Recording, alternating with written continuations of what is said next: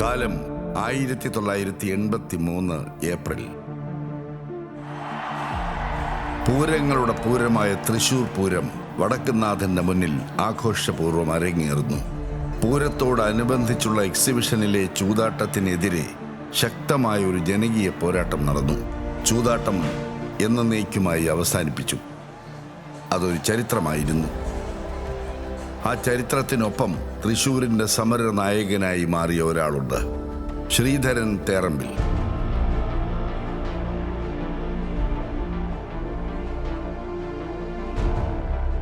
ഇടമെല്ലാം സ്വന്തം ഇടം, നോവെല്ലാം സ്വന്തം നോവ്, പ്രശ്നമെല്ലാം സ്വന്തം പ്രശ്നം, പീഡനമെല്ലാം സഹനമെല്ലാം സ്വന്തം ജീവിതഭാരം. അത്രമേൽ മനസ്സ് സമൂഹത്തിൽ ലയിച്ച ഒരാൾ, സമര സജീവത ജീവിതശൈലിയാക്കിയ ഒരാൾ.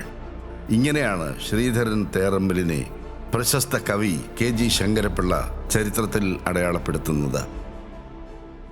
തൃശൂർ ജില്ലയിലെ വെളുപ്പായ ഗ്രാമത്തിലെ തേറമ്പിൽ വീടിൻ്റെ ഗേറ്റ് തുറന്ന് ആർക്കും പരാതികളുമായി കയറി വരാം.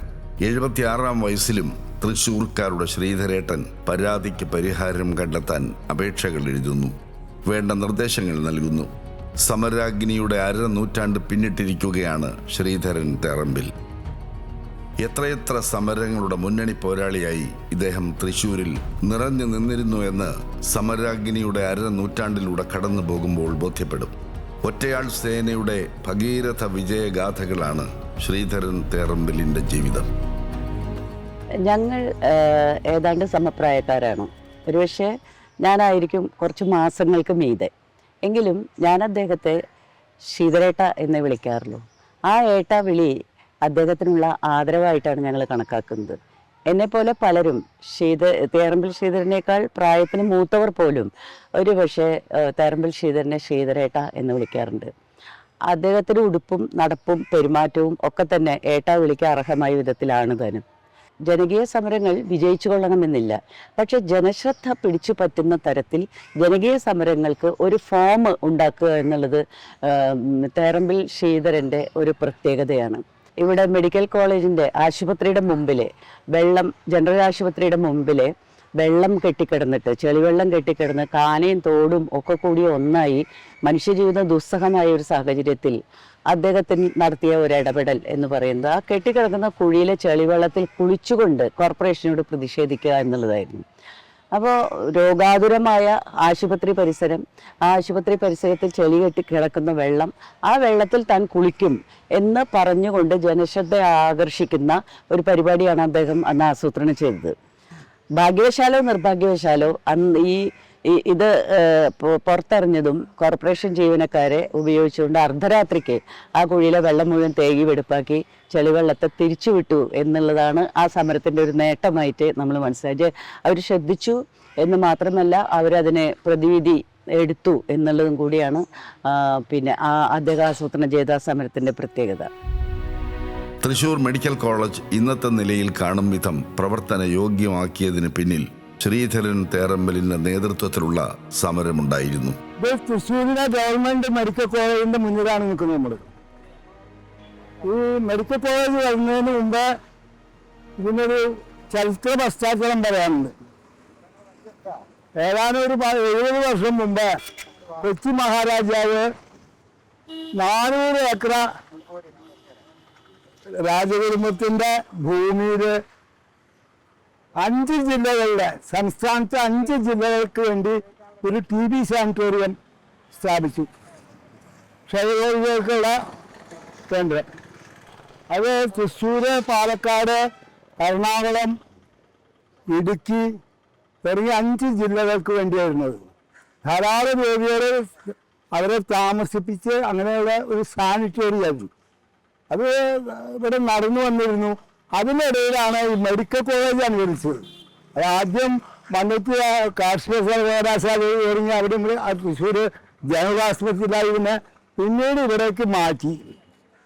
ഇവിടെ ഈ TB സാനിറ്റോറിയം ഒഴിവാക്കിക്കൊണ്ട് അത് മെഡിക്കൽ കോളേജിന് ആ പഴയ കെട്ടിടങ്ങളൊക്കെ വിട്ടുകൊടുക്കാൻ, അതുവരെയുള്ള രോഗികളെയൊക്കെ പുറത്താക്കി.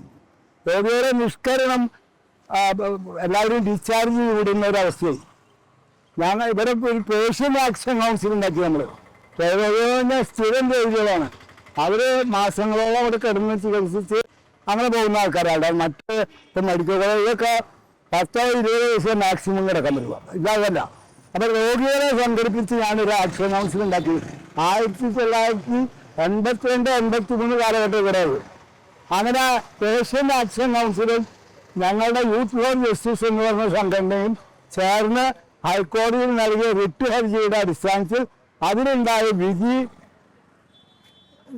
ക്ഷയരോഗികൾക്ക് വേണ്ടി 300 ബെഡുള്ള പുതിയൊരു കെട്ടിടം പണിത് അതിലേക്ക് രോഗികൾക്ക് മാറ്റിയതിനു ശേഷമേ ഈ മെഡിക്കൽ കോളേജിന് വേണ്ടി പഴയ TB സാനിറ്റോറിയം എന്ന കെട്ടിടങ്ങൾ വിട്ടുകൊടുക്കാൻ പാടുള്ളൂ എന്ന ഹൈക്കോടതിയിൽ ജസ്റ്റിസ് സുകുമാറിൻ്റെ വിധി സർക്കാരിന് അന്ന് കരുണാകരനാണ് മുഖ്യമന്ത്രി, സർക്കാർ നടപ്പാക്കാൻ നിർബന്ധിതരായി. മെഡിക്കൽ കോളേജിന്റെ പ്രവർത്തനത്തിന് പണമില്ലെന്ന് അന്നത്തെ മുഖ്യമന്ത്രി കരുണാകരൻ പറഞ്ഞപ്പോൾ പുതിയൊരു സമര രീതി മുന്നോട്ട് വെച്ചു. പിച്ചതണ്ടി പണം സ്വരൂപിക്കുക. ആദ്യത്തെ പിച്ചക്കാശ് നൽകിയത് സുകുമാർ അഴീക്കോടായിരുന്നു. ഇതോടെ സർക്കാർ ഫണ്ട് അനുവദിച്ചു. വിചിത്രമായ സമരമുറകളിലൂടെയായിരുന്നു ശ്രീധരൻ തേറമ്പിൽ ജനകീയ പ്രശ്നങ്ങൾക്ക് പരിഹാരം കണ്ടത്. എത്രയെത്ര സമരങ്ങൾ, എത്രയെത്ര കേസുകൾ. കേരള ഹൈക്കോടതിയിലെ അഡ്വക്കേറ്റ് T. രാജശേഖരൻ നായർ ശ്രീധരൻ തേറമ്പിൽ സഹകരിച്ച കേസുകളെക്കുറിച്ച് വിവരിക്കുന്നു. തൃശൂർ ജില്ലാ ഹോമിയോ ആശുപത്രിയുടെ നിർമ്മാണം ടെൻഡറിൽ മാത്രം ഒതുങ്ങിയപ്പോൾ ഫണ്ട് ലാപ്സ് ആകുന്ന സ്റ്റേജിൽ അതിൻ്റെ പണി എത്രയും വേഗം നടത്തണമെന്നാവശ്യപ്പെട്ട് നൽകിയ ഹർജി WPC 23-609/12 കോടതി ഇടപെട്ടു. ആശുപത്രി പണി പൂർത്തിയാക്കി പ്രവർത്തനം തുടങ്ങി. പിന്നീട് ഹോമിയോ ആശുപത്രിക്ക് ഹൈവേയിൽ നിന്നും രോഗികൾക്ക് പ്രവേശനം നിഷേധിച്ചപ്പോൾ ഹർജി ഫയൽ ചെയ്തു. ആ ഹർജിയിന്മേൽ ഹൈവേയിൽ നിന്നും നേരിട്ട് വഴി അനുവദിച്ച് കോടതി ഉത്തരവുണ്ടായി. ഹോമിയോ ഡിപ്പാർട്ട്മെന്റിന് വേണ്ടി നിരന്തരമായി റിട്ടയർമെന്റിന് ശേഷം, ശ്രീധരൻ റിട്ടയർ ചെയ്തതിന് ശേഷം ഹോമിയോ ആശുപത്രിക്ക് വേണ്ടി ഞങ്ങൾക്ക് വിലമതിക്കാനാവാത്ത സേവനങ്ങളാണ് ചെയ്തത്. കാരണം ഇന്ന് പൂത്തോള് ഗവൺമെൻറ് ഹോമിയോ ആശുപത്രി നിൽക്കുന്നുണ്ടെങ്കിൽ ആ സ്ഥലത്തിന് ഹൈക്കോടതിയിൽ കേസിന് പോയത് ശ്രീധരേട്ടനാണ്. അതായത് ഇവർ പബ്ലിക് പൊതുജനങ്ങളുടെ സംഘടനയാണ്. അതുകൊണ്ട് മാത്രം കോടതി ഒറ്റ സിറ്റിങ്ങിൽ അത് പരിഗണിക്കേണ്ടി വന്നു. അതിനുശേഷം നമ്മൾക്ക് കോഴിക്കോട് ഹൈവേയിലോട്ട് വഴിയുണ്ടായി. അത് മറ്റുള്ള ഗവൺമെൻറ് സ്ഥാപനങ്ങൾ കെട്ടിയടച്ചു. അപ്പോൾ നമ്മൾ ശ്രീധരേട്ടനോട് പറഞ്ഞു, രാത്രി ഒരു 10 മണിക്ക് ആശുപത്രിയാണ്, അവിടെ കിടത്തി ചികിത്സിക്കുന്നുണ്ട്, ഒരു രോഗി മറ്റൊരു റോഡിലൂടെ ഒരു സ്ത്രീക്ക് സേഫായി നടക്കാൻ പറ്റില്ല. അതുകൊണ്ട് ഈ ഹൈവേ എന്ന് പറഞ്ഞാൽ 5 കാണാവുന്ന ദൂരത്തുള്ള ഹൈവേയാണ് കെട്ടിയടച്ചത്. രണ്ടാമത് ശ്രീധരേട്ടൻ കേസ് കൊടുത്തു. ആ ഹൈവേയിലോട്ട് നമ്മൾക്ക് മാത്രമായിട്ട് സേഫ് വഴി. ഒരു സ്ത്രീ ഒറ്റക്ക് ഒരു 12 മണിക്കാലം ആശുപത്രിയിൽ നിന്ന് ഇറങ്ങിയാൽ നേരെ സേഫായിട്ട് റോഡിൽ എത്താൻ പറ്റും. തൃശൂർ തേക്കിൻകാട് മൈതാനത്തിന് മുമ്പിൽ ലക്ഷക്കണക്കിന് രൂപ മുടക്കി ഒരു ഗേറ്റ് പണിയുന്ന കോർപ്പറേഷന്റെ നടപടിക്കെതിരെയും ശ്രീധരേട്ടൻ കോടതിയെ സമീപിച്ചു. അങ്ങനെ എത്രയെത്ര കേസുകൾ. മിക്കവാറും എല്ലാ കേസുകളിലും അനുകൂല വിധി നേടി. പണ്ട് പഞ്ചായത്ത് ഉണ്ടായിരുന്ന സമയത്ത് പുല്ലൂക്കര പഞ്ചായത്തിൽ നിന്ന് ഞങ്ങൾ 2000 കോർപ്പറേഷനിൽ വരുമ്പോൾ ഞങ്ങളിവിടെ സ്വാഗതം ചെയ്തത് തന്നെ ശ്രീധരനടക്കമുള്ള ആൾക്കാരാണ്. കാരണം അന്നത്തെ ഏറ്റവും വലിയൊരു പ്രശ്നമുണ്ടായിരുന്നത് നമ്മുടെ എല്ലാവർക്കും പ്രശ്നം എന്നറിയപ്പെടുന്ന കേരളത്തിലെ തൃശ്ശൂരിൻ്റെ കുപ്പത്തൊട്ടി എന്നറിയപ്പെടുന്ന ലാലൂർ വിഷയമായി. ലാലൂർ ഒരു ഡംപിങ് യാർഡായിരുന്നു. കാരണം 36 ഏക്കറോളം കിടക്കുന്ന സ്ഥലം ഡംപിങ് യാർഡായി കോർപ്പറേഷൻ്റെ പണ്ട് മുനിസിപ്പാലിറ്റി ഉണ്ടായിരുന്ന കാലത്ത് വേസ്റ്റ് ഡിസ്പോസൽ നടത്തിയിരുന്ന ഒരു സ്ഥലം. അത് അന്നത്തെ കാലഘട്ടത്തിൽ പലതരത്തിലുള്ള പ്രശ്നങ്ങളുണ്ടാവുകയും ആ പ്രദേശവാസികൾ എല്ലാവരെയും സംഘടിപ്പിച്ചുകൊണ്ട് ആ പ്രദേശങ്ങളിലുള്ളവരുടെ ദുരിതം അകറ്റാൻ വേണ്ടി മുൻപന്തിയിലുണ്ടായിരുന്ന ഒരാളായിരുന്നു തേറമ്പിൽ ശ്രീധരൻ. അദ്ദേഹത്തിൻ്റെ അന്നത്തെ പ്രയത്നത്തിൻ്റെ ഭാഗമായാണ് ഇന്ന് ആ പ്രദേശം തന്നെ ഡംപിങ് യാർഡിൽ നിന്നും മാറ്റം വരുത്തി ഇന്ന് അത് IM വിജയൻ്റെ നാമധേയത്തിൽ ഇന്ന് ഒരു സ്പോർട്സ് കോംപ്ലക്സ് ഏകദേശം 150 കോടി രൂപ മുടക്കി ഒരു സ്പോർട്സ് കോംപ്ലക്സ് ആക്കാൻ സാധിച്ചു എന്നുള്ളതിൻ്റെ അന്നത്തെ സമരമുഖത്തുണ്ടായിരുന്ന തേറമ്പിൽ അടക്കമുണ്ടായിരുന്ന നേതൃത്വ നിരയിലുണ്ടായിരുന്ന തേറമ്പിൽ ആത്മാർത്ഥമായി പ്രവർത്തിച്ചതിൻ്റെ ഭാഗമായി അന്ന് മുനിസിപ്പൽ കോർപ്പറേഷൻ്റെ മുമ്പിലും ഞാൻ കൗൺസിലറായി വരുന്ന കാലഘട്ടത്തിലും വളരെ ആത്മാർത്ഥമായി പ്രവർത്തിച്ചു. നമ്മൾ മറക്കാതെ നമ്മുടെ മനസ്സിൽ സൂക്ഷിക്കേണ്ട ഒരാളായാണെന്ന് ചോദിച്ചാൽ നിസ്സംശയം നമുക്ക് പറയാൻ പറ്റും, അത് ശ്രീധരൻ തേറമ്പിലാണ്. വെളപ്പായയിൽ റെയിൽവേ ഓവർബ്രിഡ്ജ് നിർമ്മിച്ചപ്പോൾ അവിടെ ടോൾ ബൂത്ത് സ്ഥാപിച്ച് ടോൾ പിരിക്കാൻ ആരംഭിച്ചപ്പോൾ ശ്രീധരൻ ശയന പ്രദക്ഷിണം നടത്തി പ്രതിഷേധിച്ചു. നിത്യേന നിരവധി ആംബുലൻസുകൾ തൃശൂർ മെഡിക്കൽ കോളേജിലേക്ക് പോയിക്കൊണ്ടിരുന്നത് ഈ പാലം വഴിയാണ്. സമരത്തെ തുടർന്ന് സർക്കാർ ടോൾ ബൂത്ത് ഉപേക്ഷിച്ചു. ഇപ്പോൾ ടോൾ ബൂത്തിൽ ടോള് പിരിവ് നടക്കുന്നില്ല. അതിൻ്റെ പിന്നിൽ ഒരു വ്യാഴഘട്ടക്കാലം മുമ്പ് ആരംഭിച്ചാണ് ഈ മേൽപ്പാലം വന്ന് ടോള് ഏർപ്പെടുത്തിയത്. അതിനെതിരെ ശക്തമായ പ്രക്ഷോഭ പരിപാടികൾ ഇവിടെ നടന്നു. ശയനപ്രദർശനം നടത്തി, ഒരുപാട് പരിപാടികൾ. അതിൽ 2 കേസുകൾ വന്നു. എന്തായാലും ആ ടോൾ പിരിവ് അവർക്ക് നിർത്തേണ്ടി വന്നു. വെളപ്പായയിലെ നിറസാന്നിധ്യമാണ് ശ്രീധരൻ തേറമ്പിൽ. എല്ലാവർക്കും സുപരിചിതൻ. ഈ പ്രായത്തിലും അനേകം പ്രസ്ഥാനങ്ങളുടെ നേതൃസ്ഥാനത്തുണ്ട്. അതൊരിഷ്ടമാണ്. ഇന്ന ആൾക്ക് എന്നുള്ള വേർതിരിവില്ലാതെ എല്ലാവർക്കും വേണ്ടിയിട്ട് ഏത് കാര്യത്തിലും സൊല്യൂഷൻ കണ്ടെത്താൻ സാധിക്കുന്ന ഒരാളാണ്, ഒരു വ്യക്തിത്വമാണ് ശ്രീധരേട്ടൻ്റേത്. എൻ്റെ ജീവിതത്തിൽ ഒരുപാട് കാര്യങ്ങൾക്ക് ശ്രീധരേട്ടൻ്റെ ഭാഗത്തു നിന്ന് ഹെൽപ്പ് ഉണ്ടായിട്ടുണ്ട്. സാമ്പത്തികമായിട്ടായിക്കോട്ടെ, ആളുടെ പ്രസൻസിലായിക്കോട്ടെ, എപ്പോഴും എനിക്ക് ഓടി വരാവുന്ന ഒരു ഇടമാണ് ശ്രീധരേട്ടൻ്റെ വീട്. ഇപ്പം ഞാൻ ഈ അടുത്ത് ഒരു കലാസ്ഥാപനം ആരംഭിച്ചിട്ടുണ്ട്. അതിൻ്റെ പേര് കൂടിയാട്ടക്കളം എന്നാണ്. അതിൻ്റെ പ്രസിഡന്റ് കൂടിയാണ് ശ്രീധരേട്ടൻ. ഞങ്ങൾ ഒരുപാട് കാര്യങ്ങൾ മുന്നോട്ട് ചെയ്യാൻ ആഗ്രഹിക്കുന്നുണ്ട്. സമരകാലത്തെ അനേകം കഥകൾ ഈ സമര പോരാളിക്ക് പറയാനുണ്ട്. ശ്രീധരൻ തേറമ്പിൽ ജീവിതം പറയുന്നു. ഞാൻ ഈ വെളപ്പായ ഗ്രാമത്തിൽ ജനിച്ചു വളർന്ന ആളാണ്. എൻ്റെ ബാല്യകാലം ഇവിടുന്നൊരു 1.5 കിലോമീറ്റർ അപ്പുറം മെഡിക്കൽ കോളേജിനടുത്താണ് കഴിഞ്ഞത്. അത് കഴിഞ്ഞ് പ്രൈമറി, ഹൈസ്കൂൾ വിദ്യാഭ്യാസം കഴിഞ്ഞ് ഞാൻ എൻ്റെ ജീവിതമാർഗ്ഗമൊക്കെ തേടി ഞാൻ ബോംബെയിൽ പോയി പലവിധ ജോലികൾ ചെയ്തു. ആ കാലത്ത് തന്നെ പഠിക്കുന്ന ഹൈസ്കൂൾ കാലഘട്ടത്തിൽ തന്നെ എനിക്ക് പൊതു പ്രവർത്തനവുമായി ഞാൻ അതിലേക്ക് ആകർഷണമായ ആളാണ്. അത് തുടക്കം സാധാരണ പോലെ രാഷ്ട്രീയത്തിൽ KSU കൂടിയാണ് ഞാൻ വന്നത്.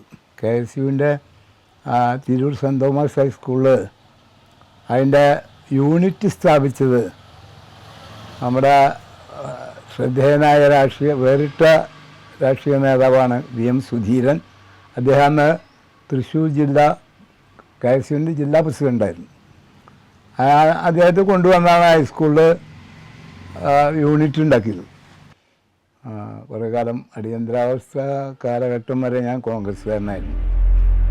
1975 ജൂൺ 25 അർദ്ധരാത്രിയിൽ പ്രധാനമന്ത്രി ഇന്ദിരാഗാന്ധിയുടെ നിർദ്ദേശപ്രകാരം പ്രസിഡന്റ് ഫക്രുദ്ദീൻ അലി അഹമ്മദ് ഇന്ത്യയിൽ അടിയന്തരാവസ്ഥ പ്രഖ്യാപിച്ചു.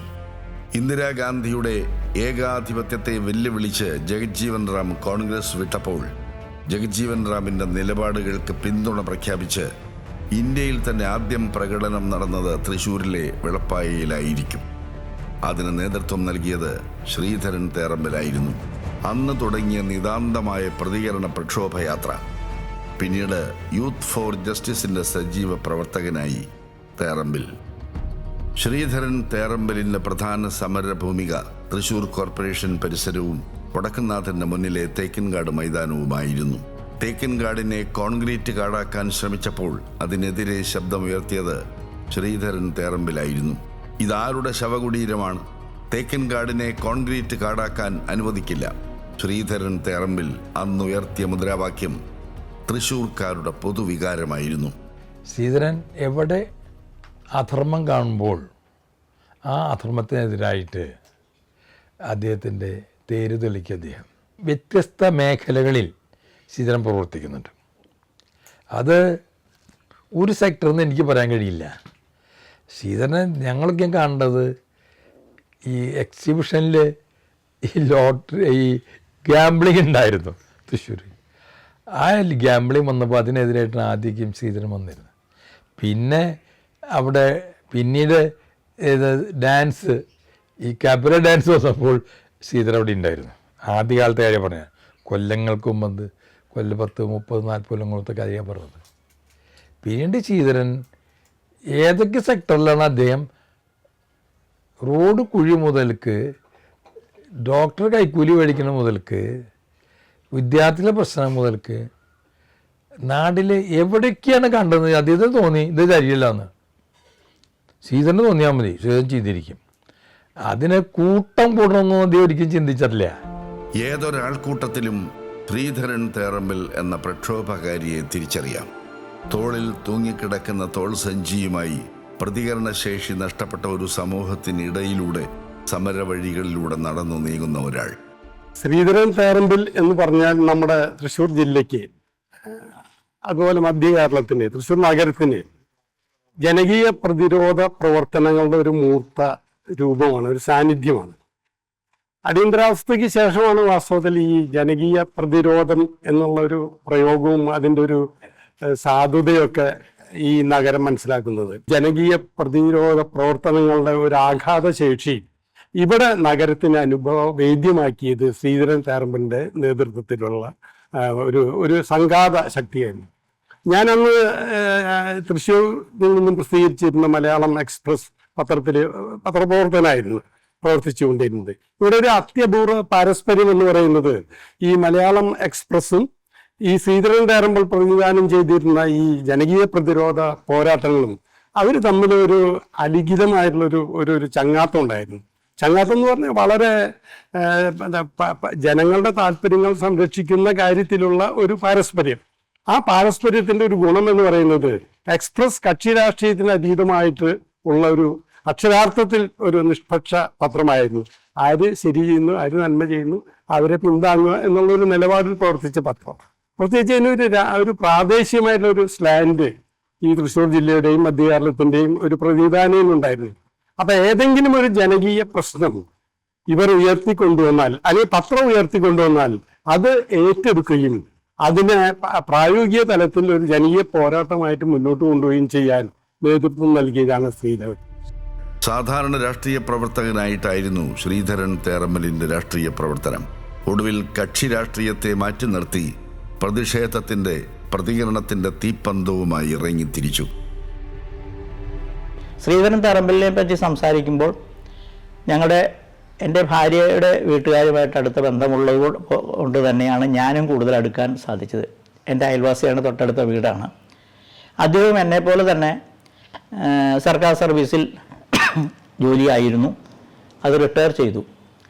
പക്ഷേ യഥാർത്ഥത്തിൽ അങ്ങേര് സർക്കാർ സർവീസിലുള്ളപ്പോഴും പൊതുകാര്യങ്ങളിൽ ഇടപെടുകയും ജനങ്ങളെ സഹായിക്കുന്നതിനും അവരുടെ പ്രശ്നങ്ങൾ കൈകാര്യം ചെയ്യുന്നതിനും അതിൽ സമരമുറകൾ സ്വീകരിക്കുന്നതിനും ഒക്കെ തന്നെ അദ്ദേഹം മുൻപന്തിയിലായിരുന്നു. അതുകൊണ്ട് തന്നെ പലർക്കും അദ്ദേഹം ഒരു സർക്കാർ ഉദ്യോഗസ്ഥനാണെന്നറിയില്ല, ഒരു പൊതുപ്രവർത്തകൻ എന്നുള്ള ഒരു പൗരപ്രമാണി എന്നുള്ള നിലയിലാണ് എല്ലാവരും അറിയപ്പെടുന്നത്. വസന്തത്തിന്റെ ഇടിമുഴക്കമെന്ന് രേഖപ്പെടുത്തിയ ഒരു രാഷ്ട്രീയ കാലം കേരളത്തിനുണ്ടായിരുന്നു. ഏത് അനീതിക്കെതിരെയും ആഞ്ഞുവീശുന്ന പ്രക്ഷോഭങ്ങളുടെ കാലം. അത്തരം സമരങ്ങളുടെ മുന്നിൽ വാക്കിന്റെ മൂർച്ചയുമായി ശ്രീധരൻ തേറമ്പിൽ ഉണ്ടായിരുന്നു. തേറമ്പിൽ ശ്രീധരൻ എന്ന വ്യത്യസ്തനായ പോരാളി ഞങ്ങൾ തൃശ്ശൂർക്കാർക്ക് ഏറെ പ്രിയപ്പെട്ടവനും ഞങ്ങളുടെ പ്രശ്നങ്ങളിൽ ഇടപെടുന്നതിന് രാവെന്നോ പകലെന്നോ വെയിലെന്നോ മഴയെന്നോ ഇല്ലാതെ അക്ഷീണമായി പ്രവർത്തിച്ചുകൊണ്ടിരിക്കുന്ന ഒരാളും ആണ്. അതിൻ്റേതായ ആദരവും ബഹുമാനവും അതിൻ്റേതായ എല്ലാവിധത്തിലുള്ള സ്നേഹവും തൃശ്ശൂർക്കാരുടെ മാത്രമല്ല, അദ്ദേഹത്തിൻ്റെ സമര ജീവിതത്തെക്കുറിച്ച് അറിയുന്ന എല്ലാ മനുഷ്യരുടെയും അദ്ദേഹത്തിന് ലഭിക്കുന്നും ഉണ്ട്. അദ്ദേഹത്തിൻ്റെ പോരാട്ടം എന്ന് പറയുന്നത് ഒരുപക്ഷെ നമുക്കറിയാം, ജനങ്ങൾക്ക് വേണ്ടി പ്രവർത്തിക്കേണ്ട ഭരണ പ്രതിപക്ഷങ്ങളിലെ ആളുകൾക്ക് ചിലപ്പോഴൊന്നും അല്ലെങ്കിൽ മിക്കവാറും ജനങ്ങൾക്ക് വേണ്ടി പ്രവർത്തിക്കാൻ സാധിക്കാറില്ല. പാർട്ടിക്ക് വേണ്ടി പ്രവർത്തിക്കുന്നതിനിടയിൽ പലപ്പോഴും അവർ മറന്നു പോകുന്നത് ജനങ്ങൾക്ക് വേണ്ടിയുള്ള പ്രതിരോധങ്ങൾ തീർക്കാനും ജനങ്ങൾക്ക് വേണ്ടി പ്രവർത്തിക്കാനും ആണ്. അങ്ങനെ ഉണ്ടാകുന്ന ശൂന്യതയിലേക്കാണ് സത്യത്തിൽ ജനകീയ പ്രതിരോധ സമരങ്ങളിൽ ഏർപ്പെടുന്ന വ്യക്തികൾ കടന്നു വരുന്നത്. അങ്ങനെ കടന്നു വന്നാലും എല്ലാ ജനകീയ പ്രതിരോധ സമരങ്ങളും വിജയിച്ചു കൊള്ളണമെന്നില്ല. വിജയിക്കാത്ത സമരങ്ങൾ, പരാജയപ്പെടുന്ന സമരങ്ങൾ ഉണ്ടാക്കുന്നത് സത്യത്തിൽ ജയിച്ചോ തോറ്റോ എന്ന പഴയ ചോദ്യത്തിൻ്റെ ഉത്തരം അല്ല, മറിച്ച് ജനങ്ങളിൽ അവബോധം സൃഷ്ടിക്കുക എന്നുള്ളതാണ്. നിർഭയനായിരുന്നു ഇദ്ദേഹം. അത് തൃശ്ശൂർക്കാർക്കറിയാം. അതുകൊണ്ട് തന്നെ ജീവിതത്തിൻ്റെ സമസ്ത മേഖലകളിലെയും പ്രശ്നങ്ങളോട് പ്രതികരിക്കാൻ നവ സാമൂഹിക പ്രസ്ഥാനങ്ങളുമായി ചേർന്ന് നിന്ന് ശ്രീധരൻ തേറമ്പിൽ പ്രവർത്തിച്ചു. ശ്രീധരേട്ടനെ സംബന്ധിച്ച് പറയുകയാണെങ്കിൽ സമൂഹത്തിൽ നടക്കുന്ന ഏത് അനീതികൾക്കെതിരായിട്ടും പ്രതികരിക്കുന്ന ആളാണ്.